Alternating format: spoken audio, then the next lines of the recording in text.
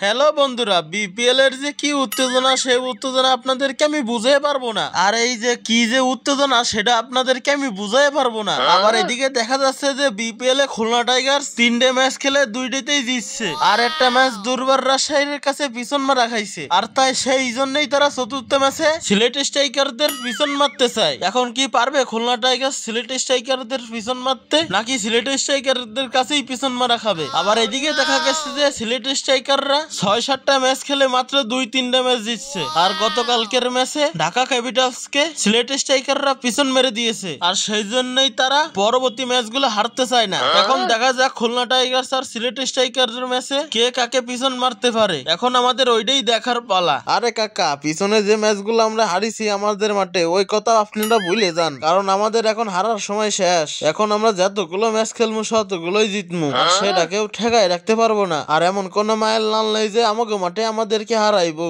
আরে দাদরা, তোমরা যে জায়গায় যে স্বপ্ন দেখতেছো ওই স্বপ্ন জীবনও পূরণ হইতো না গা, কারণ আমরা চতুর্থ ম্যাচে তোমাদেরকে আমরা পিছন মারমু, আর সেটা কেউ ঠেকায় রাখতে পারবো না। আর তোমরা যে মায়ের লাল করতেছো, আর সেই মায়ের লালই হচ্ছে আমরা, আর আমরাই তোমাদেরকে পিছন মারমু, আর সেটা কেউ ঠেকায় রাখতে পারবো না। আর তোমরা যে কইতাছো যে তোমাদের ঘরের মাঠেই খেলা, আমরা তো মনে ওই সময় খেলার মাঠ দেখবো না, এমন কুমার কোফামু যে তোমরা দুলের সাথে মিশে যাইবা, পরে বুঝবা যে ঠেলা কি। शाबाश बेटा, बहुत बढ़िया।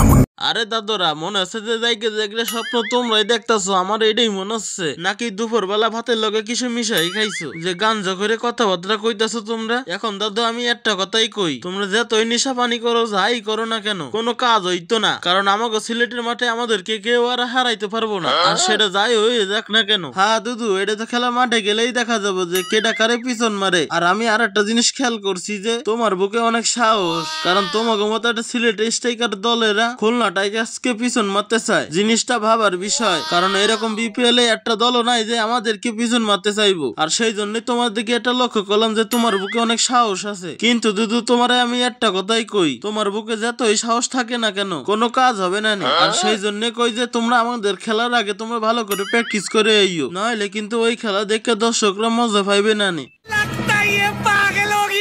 আরে দুদু, দর্শক মজা পাক না পাক এটা তো পরের বিষয়, কিন্তু তুমি এটা মাথায় রেখো যে তোমরা কিন্তু আমাদের কাছে পিছন মারাই খাইবা, আর সেটা কেউ ঠেকায় রাখতে পারবো না। আর এর মধ্যে কিন্তু আর একটা কথা আছে, সেইটা হচ্ছে যে সিলেটের চা কিন্তু অনেক বিখ্যাত, আর এই বিখ্যাত চা খাইয়াই তোমাদেরকে আমরা পিছন মারবো, আর সেই পিছন মারা তোমাদের খুলনার বাসীও ঠেকাইতে পারবো না। তা যা হয়ে যাক না কেন, আরে বেটা খুলনা বাসী সবাই লাগবে কেন, আমি একা যে কোফান কোফাই দু মনে তোরা সেই কোফানি দেখেই তোকে মাথা ঘুরে যাইবো। আর একটা বিষয় আছে, তোরা যে বেটা আমাদের চার ভয় দেয়া হইলি যে তোরা চা খাই আমাদেরকে পিছন মারবি, ওই স্বপ্ন দেখা বন্ধ দাও তোমরা, কারণ আমরা সুন্দরবনে বাঘে দুধ খাই আমরা, আর সেই দুধ খাইয়াই তোদেরকে আমরা পিছন মারবো। আর এই পিছন মারা তোদের সিলেটবাসী কেন, কোনো বাসীতেই পিছন মারা খাইতে পারবো না, তা যাই হয়ে যাক না কেন। তো সুপ্রিয় দর্শক, ভিডিওটা যদি ভালো লেগে থাকে তাহলে লাইক করুন, কমেন্ট করুন, পরবর্তী তার মজার ডাবিং ভিডিও পেতে চ্যানেলটিকে সাবস্ক্রাইব করে রাখুন। তো আজকের মতো ভিডিওটা এই পর্যন্ত, কি আল্লাহ হাফেজ।